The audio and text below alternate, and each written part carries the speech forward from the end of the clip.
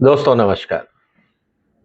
इस साल होली के करीब एक हफ्ते बाद मीडिया में खबर आई थी कि दिल्ली हाई कोर्ट के जज के घर में होली के दिन में नोटों में आग लग गई।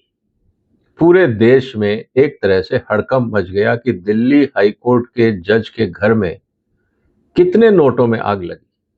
अलग अलग आंकड़े आ रहे थे, कोई 2 करोड़ बोल रहा था, कोई 10 करोड़ बोल रहा था, कोई 15 करोड़ बोल रहा था। किसी को नहीं पता सच्चाई क्या थी।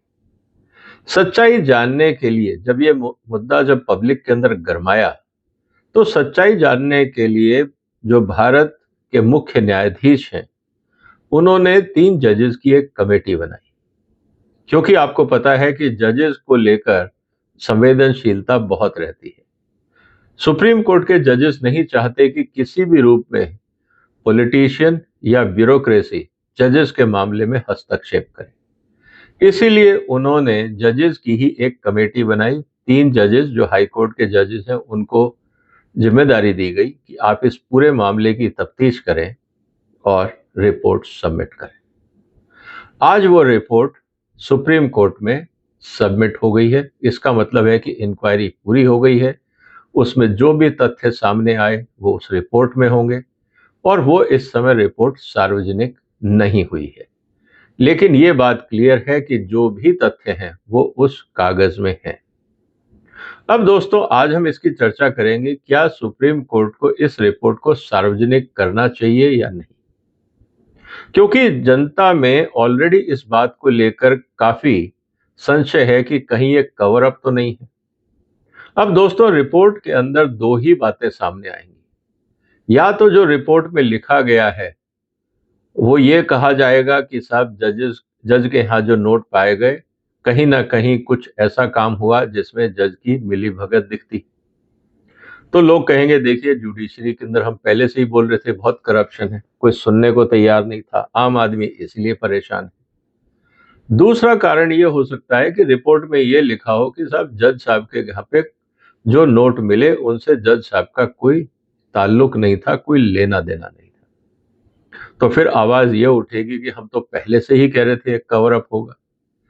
जो सुप्रीम कोर्ट के जजेस है वो नहीं चाहते कि जजेस के ऊपर ढंग से इंक्वायरी हो, इसीलिए अभी तक एफआईआर भी दर्ज नहीं हुई। इस समय बहुत ही विचित्र स्थिति होगी इस रिपोर्ट को लेकर। इसीलिए आज का मुद्दा यह है, इसलिए वीडियो को आप अंत तक देखिएगा। चर्चा का विषय यह है कि क्या सुप्रीम कोर्ट को इस रिपोर्ट को सार्वजनिक करना चाहिए या नहीं करना चाहिए।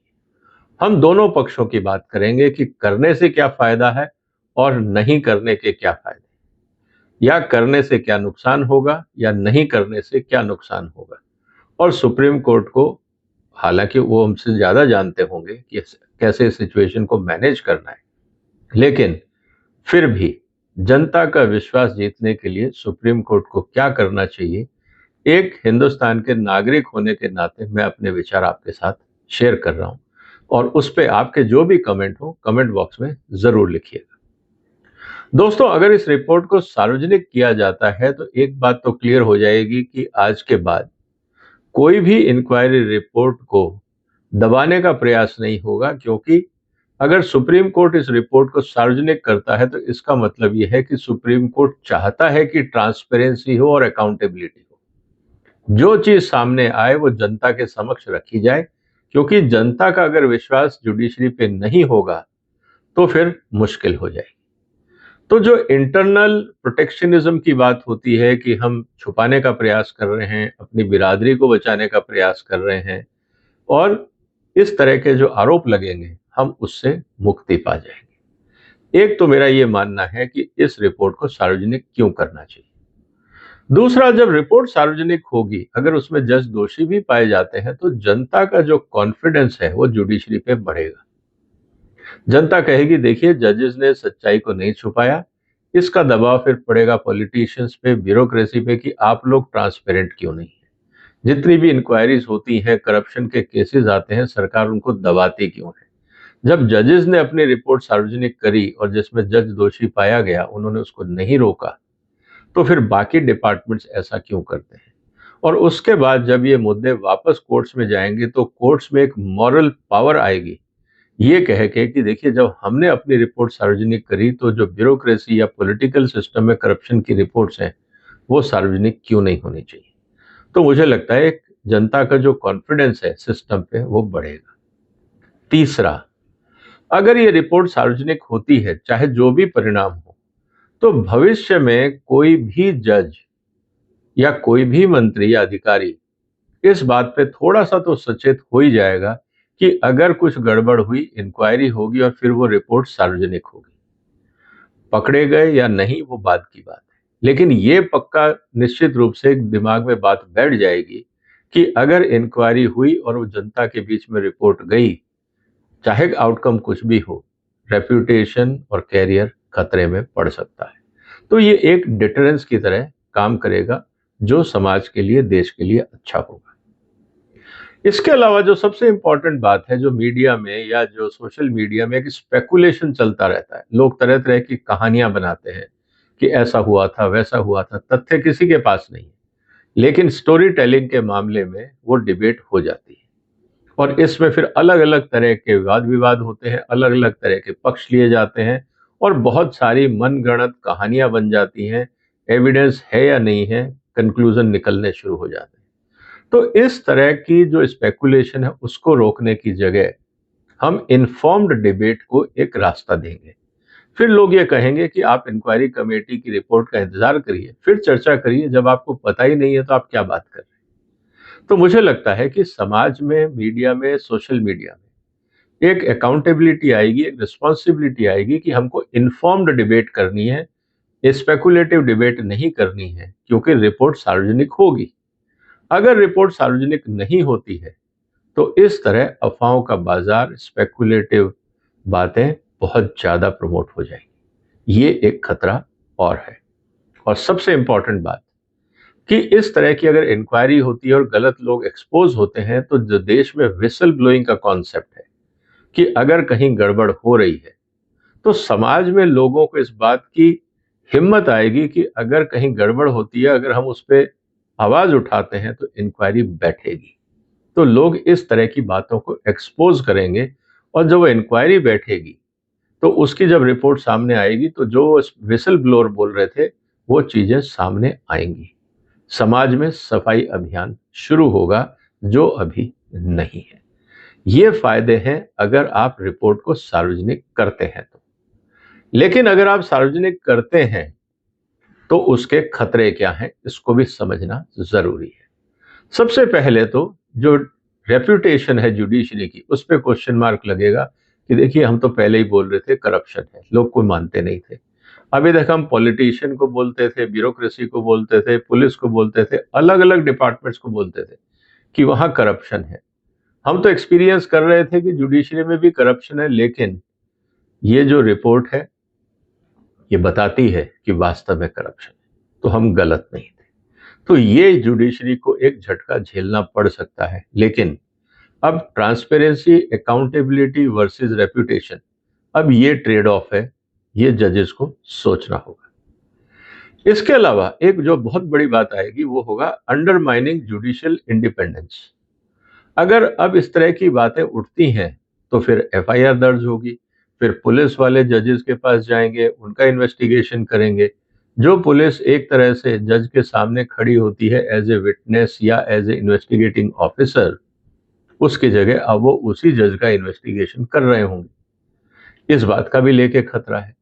इससे पब्लिक प्रेशर और पॉलिटिकल प्रेशर बढ़ सकता है। तो बहुत कुछ चीजें आएंगी जिससे जुडिशियल बिहेवियर भी बदल सकता है, इससे इन्फ्लुएंस भी हो सकते हैं जुडिशियल सिस्टम। तो क्या ये इंडिपेंडेंस हम कॉम्प्रोमाइज करें? ये भी बहुत सीरियस मैटर है।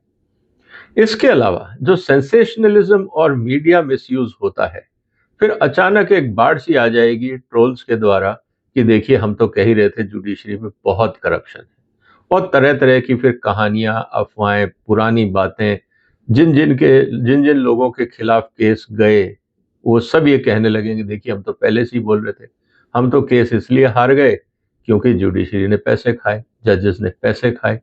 इस तरह की बातें भी समाज में उठने लगेंगी, ये खतरा भी हमें समझना पड़ेगा।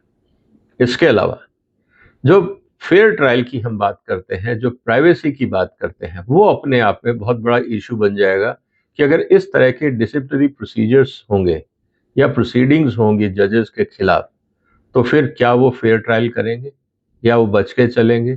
क्योंकि उनको लगेगा कि कहीं ना कहीं चाहे झूठे ही आरोप हो, हमारे ऊपर अगर झूठे आरोप लगे और इंक्वायरी कमेटी बैठ गई तो ये हमारी रेपुटेशन के लिए अच्छा नहीं होगा। एक कहीं ना कहीं डर का माहौल जुडिशरी में भी आ सकता है। और सबसे इंपॉर्टेंट चीज आता है कि जो ओवरसाइट का इफेक्ट आता है कि मैं जो भी निर्णय ले रहा हूं, मैं जो भी काम कर रहा हूं, उसको कोई देख रहा है और मेरे खिलाफ अगर शिकायत हो गई तो मेरे लिए मुश्किलें होंगी। तो इससे जो ओवरऑल जो एक हिम्मत होती है जज में कड़े फैसले लेने की, शायद उसमें भी चुनौतियां आ सकती हैं। तो ये हैं महत्वपूर्ण बातें जिसको आप ये कह सकते हैं कि अगर रिपोर्ट को सार्वजनिक किया तो ये खतरे भी हैं।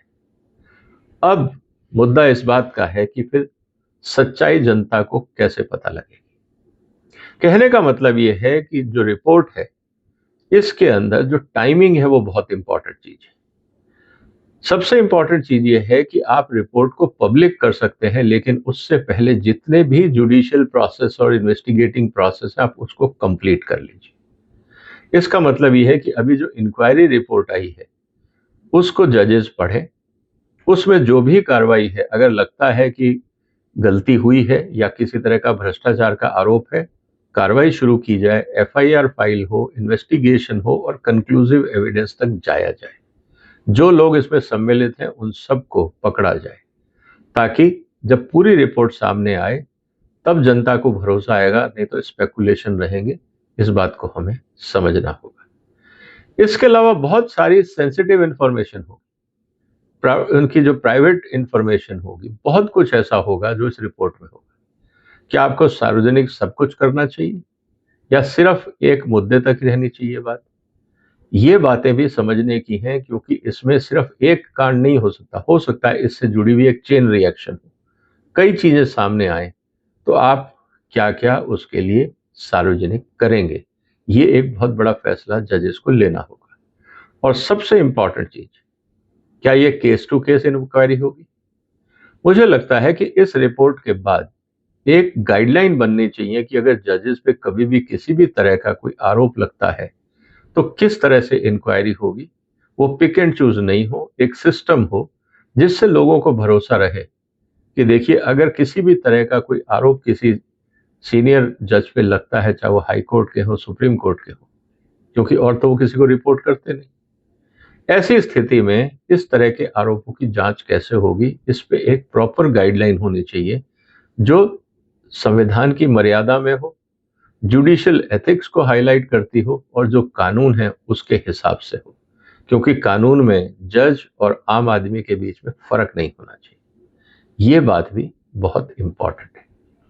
तो दोस्तों, आपको क्या लगता है, अब ये सारी बातें समझने के बाद आपको क्या लगता है कि जजेस के जो इन्वेस्टिगेशन हुआ है, जो जस्टिस वर्मा के घर में नोटों में आग लगी थी और जिसकी चर्चा पूरे देश में हुई, सबने देखा, वीडियोस देखे जलते हुए नोटों के, अब मेरे को ये बताइए दोस्तों, आपको क्या लगता है इस रिपोर्ट को सार्वजनिक करना चाहिए या नहीं? क्या फायदे होंगे या क्या नुकसान होंगे? आपके जो भी विचार हों इस वीडियो के कमेंट्स में डालिए, इस वीडियो को शेयर करिए और इस चैनल को सपोर्ट करिए, सब्सक्राइब करिए। हम फिर मुलाकात करेंगे एक और महत्वपूर्ण मुद्दे के साथ। तब तक अपना ध्यान रखिएगा। फिलहाल वंदे मातरम।